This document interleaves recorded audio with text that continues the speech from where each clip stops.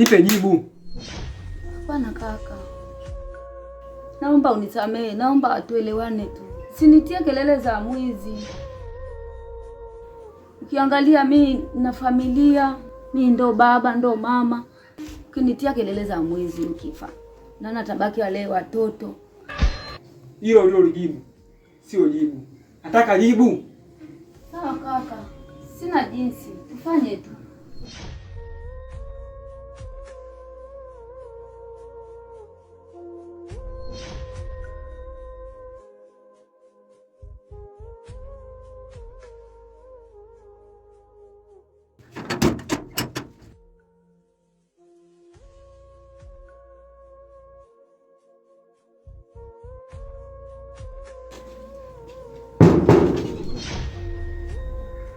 Kama atakuwa mke wako, naomba unitambulishe kama dada yako.